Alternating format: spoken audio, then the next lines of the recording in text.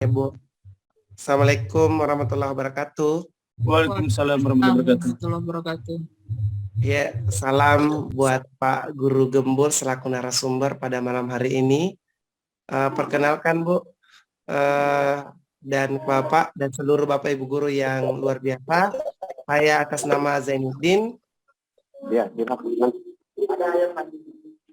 Saya atas nama Zainuddin dari Provinsi Sulawesi Selatan, Kabupaten Lu Timur, dari SMA 1 Lu Timur yang baru 1 bulan bertugas. Saya asalnya dari Kabupaten Sinjai, tapi penempatannya sangat jauh luar biasa keluar kabupaten untuk mengabdi untuk negara. Saya harus kurang lebih 24 jam lah. Saya mendapatkan situasi dan kondisi yang berbeda.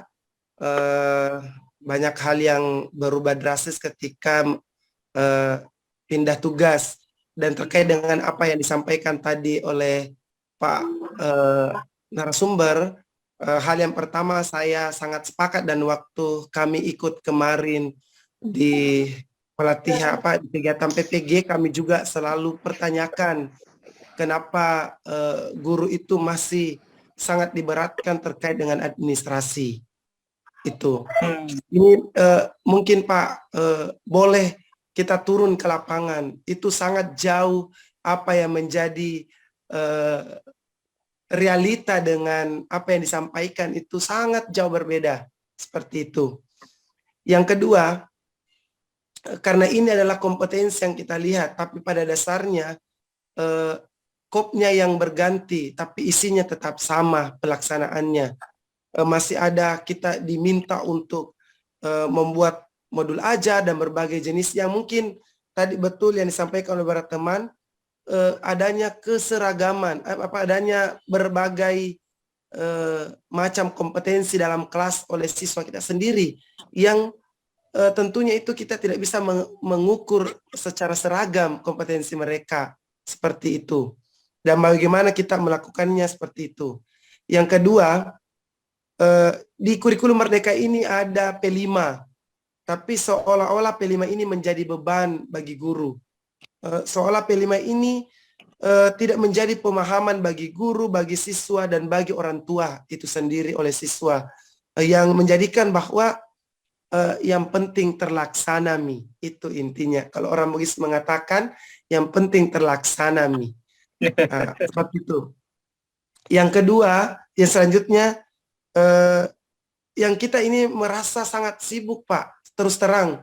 Pergantian kurikulum ini kita guru ini disibukkan, dilelahkan dari waktu pagi sampai sore, kemudian Sabtu itu mungkin tidak ini, tapi tetap harus membimbing ekstrakurikuler seperti itu. Jadi betul-betul kita merasa ini judulnya merdeka, tapi kita merasa tidak merdeka belajar seperti itu. Kemudian terkait dengan fasilitas Pak, terus terang fasilitas betul, apapun yang kita ingin lakukan, jika fasilitas itu fasilitas dari sarana prasarana, pendanaan, kemudian kemampuan utamanya komunikasi, membangun kebersamaan itu antar warga sekolah dan warga di luar sekolah, itu yang masih sangat kurang terbendung Pak.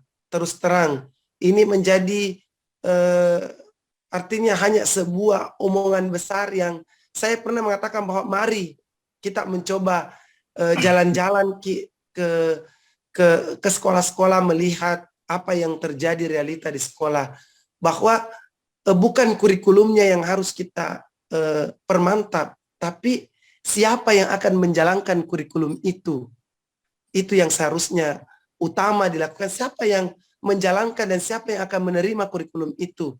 Ketidakkemampuan yang menerima dan yang mau memberi, seperti itu. Kemudian Pak, terkait dengan padatnya, saya juga merasa ke jumlah siswa yang terlalu juga, ada yang kadang padat, ada yang mungkin yang kurang, itu juga yang menjadikan kita susah membuat apa yang akan kita lakukan di dalamnya. Sehingga saya merasa bahwa bagaimana kurikulum merdeka ini betul-betul memberikan kemerdekaan bagi kita, yang intinya bahwa istilahnya penjajahan di sekolah harus dihapuskan dengan melalui kurikulum merdeka ini. Seperti Iya, itu. iya, iya. Terima kasih Ibu Moderator. Sekian. Assalamualaikum warahmatullahi wabarakatuh. Waalaikumsalam warahmatullahi wabarakatuh. Ibu moderator, langsung saya jawab ya. Siap. Langsung mau. Ini luar biasa, ini sebuah keluhan yang saya yakin ini mewakili banyak sekali guru-guru di Indonesia. Jangankan Bapak yang tadi ada di wilayah pelosok tadi katanya ya, tetapi juga bahkan di wilayah yang dekat dengan saya juga pernah mengajar di satu universitas keguruan dan mereka juga kaget bahwa loh kok gini gitu. Tapi saya ingin kasih penekanan ya. Ini sekedar penegasan bahwa guru-guru itu jangan fokus pada administrasi. Ini April tahun 2020, silahkan dicatat, Jokowi mengatakan beban administrasi guru itu menjadi masalah utama. Jangan pernah bebani guru dengan administrasi mengajar. Itu menurut Pak Jokowi, Presiden kita, April 2020. Kemudian Kemendikbud tahun 2019 bahkan sudah mengatakan jangan bebani guru dengan urusan administrasi. Kemudian MK, Mahkamah Konstitusi tahun 2023 mengatakan jangan bebani dosen dan guru dengan administrasi. Nah, itu sebenarnya dari atasnya sudah jelas. Sekali lagi saya ngobrol ke kementerian, mereka juga mengatakan memang guru tidak dibebani dengan administrasi yang panjang lebar itu. Tetapi ketika di bawah, nah itu, tapi pada kenyataannya di bawah bagaimana? Begitulah, silahkan nanti ngobrol sama kepala sekolah, silahkan. Mohon supaya guru itu jangan fokus pada administrasi. Saya pernah bikin sebuah video. Jadi gini, kenapa guru-guru di bimbel selalu lebih disukai anak-anak dalam mengajar daripada guru-guru di sekolah? Kenapa seperti itu? Karena guru-guru di bimbel itu fokusnya ngajar, sedangkan di sekolah fokusnya bikin administrasi. Ada yang sampai 2 RIM 1 tahun. Ada yang ya gak usah gitu. Tolong nanti tunjukkan, ada di YouTube ya. Tunjukkan di YouTube, tunjukkan kemana, kepada kepala sekolah, kepada dinas pendidikan di daerahnya masing-masing, tunjukkan, ini judulnya ya, Pak Jokowi tidak menginginkan guru-guru itu dibebani administrasi. Jadi fokus pada mengajar, fokus pada kreativitas, bagaimana guru berhadapan dengan siswa, itu aja. Nanti kalau misalkan, ini ada yang beban kayak gini, kalau memang harus, ini saran ya, saran jalan pertengahannya, jalan tengahnya, kepala sekolah bikin sebuah panitia kecil untuk membuatkan administrasi gurunya yang ribet-ribet itu. Biar gurunya ngerjainnya yang kecil-kecil aja gitu. Yang semisal nanti laporan semester ini selesai apa saja gitu. Nanti si siswa karakteristiknya bagaimana ya itu saja gitu. Jadi administrasi yang standar aja, jangan sampai lengkap dengan tuntutan begini dan begitu ya. Itu please, ini sudah ada himbauannya langsung dari petinggi-petinggi kita. Cuman nggak tahu kenapa, saya juga heran kenapa masih dipertahankan bahwa administrasi mengajar yang membebani guru itu tetap terus-terusan seperti itu. Ada sekolah di dekat tempat tinggal saya tuh, ada sekolah yang gurunya itu dapat penghargaan sebagai guru terbaik.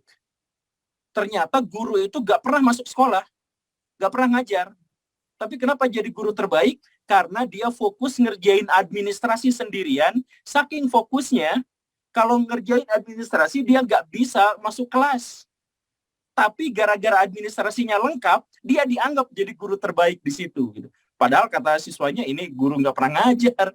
Tapi itulah dilemanya jadi guru. Jadi ini jadi zolim juga gitu ke guru-guru, kenapa seperti itu gitu. Tapi fokusnya adalah sekali lagi ya harus ditekankan, nanti mohon disampaikan kepada pihak-pihak terkait di sana di daerah masing-masing.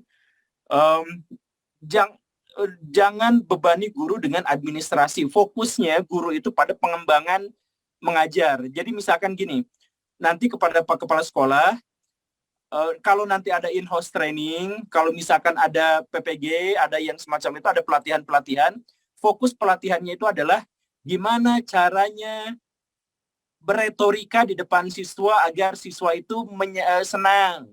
Gimana caranya ngerti psikologi anak agar anak itu merindukan gurunya. Gimana caranya menyampaikan materi sehingga siswa-siswa terinspirasi. Fokusnya ke situ. Nanti minta ke kepala sekolah, kalau bikin pelatihan guru, pelatihannya itu. Bukan pelatihannya administrasi. Administrasi itu tiap tahun gonta-ganti segala rupa kayak gitu malah membebani kita gitu. Ya kalau nggak masalah kalau misalkan kitanya sanggup, tapi kan kebanyakan guru itu fokusnya adalah ngajar, kenapa malah jadi ngurusin tata usaha seperti itu gitu. Nah, nanti tolong disampaikan yang seperti itu ya. Dan silakan googling, silakan cari di YouTube pidato presiden. Nah, bagaimana dengan akreditasi? Apakah yakin kepala sekolah dan sebagainya? Kalau misalkan soal akreditasi, makanya nanti tolong disampaikan kepada dinasnya. Soalnya gini nih, akreditasi itu sebagian besar yang dinilai itu memang administrasinya. Tapi gini, ini jujur-jujuran aja ya. Kita main jujur-jujuran, ngobrol juga sama kepala sekolah. Selama ini, pas kita ngumpulin administrasi ke bidang yang dimaksud itu, banyak di situ itu administrasinya yang bohong-bohongan. Nggak dikerjain sama gurunya kan, nggak di apa gitu kan. Ya tapi memang sudah ada tim khususnya di setiap sekolah gitu kan. Itu jujur-jujuran aja emang kayak gitu kan.